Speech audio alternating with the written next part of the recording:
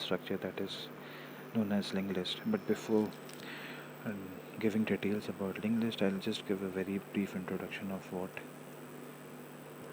array is. Okay, so array is a inbuilt data structure in most of the languages, not in Python, but then in C, C++, we do have an inbuilt data structure called array. In case of Python, you can have array, but we have to import a module for an array. Okay, the module itself is known as array, and also we have an option numpy. This module could also be imported. Okay, now talking about what array is. So array is a contiguous memory allocation where we store our data. So for example, this is a part of a memory having locations 0, 1, 2, 3, 4, and we have to create an array. Once we declare an array, this section of a memory by a random way would be given to an array. Okay, and we can store, say, integers in this array. Okay, so it's very evident from here that the storage is basically continuous in nature. That is, if we have 1 at location 0, 2 has to be there at 1, 3 has to be there at 2, and 4 has to be there in 3. Okay, we cannot have 1 stored at 0, 2 being stored at 5, 3 getting stored at 10. We cannot have it like that. Okay. Okay. Second, for example, besides these the 4 integers, we have to store a name, say x, y, z. We cannot do it in this array. An array it's mandatory for an array to have the data type of all the data to be same. So for example, in case we want to create an array, we have to make sure that it holds same data type. So for example, if we have to store the same string xyz, we can have ABC there, we can have DCE there, but we cannot have a integer like 5. Okay, so that's not possible. So this was a very basic introduction of what array is, and now I'll start with our main topic, that is linked list. Okay, so basically linked list is a type of data structure that basically removes all the limitations that we had in case of array. Okay, so in case of we'll just use the same example. So for example, you had to store 1, 2, 4.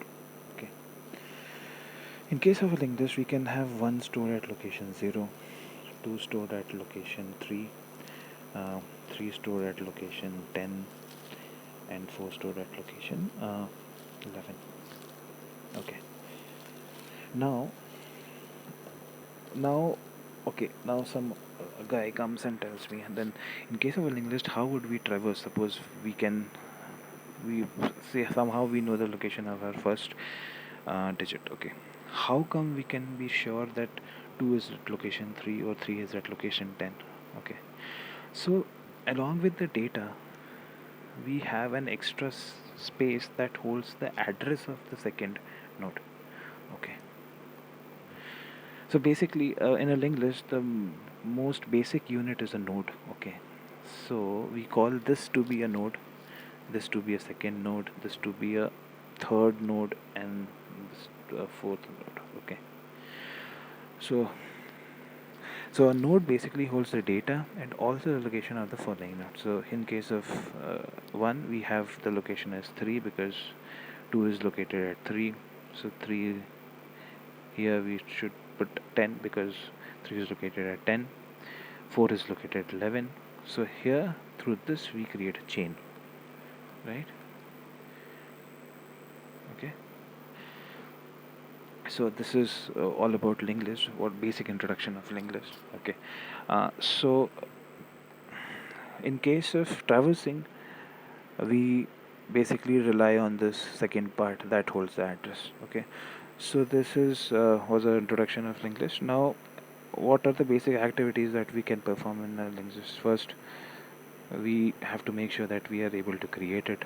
Okay, Then we've got to know how we can insert nodes.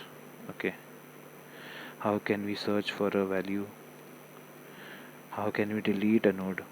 Okay, and how can we delete the whole uh, linked list. So now suppose we have to find 2.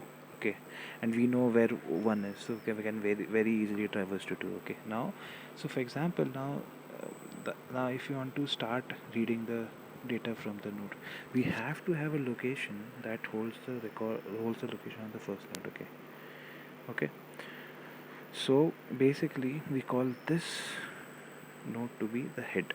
This stores the location of our first node. Okay, so once we read this, we can start traversing through our node.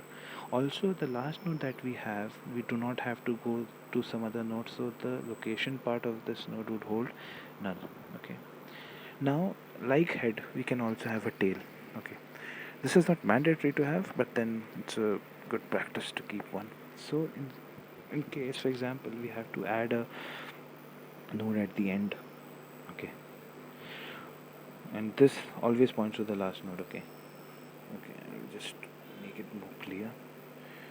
So this pass points to the last node. So for example, now we create a new node, for example 5, and we have to keep this node as the last node. So first we'll declare the value, then the location part would be set as null.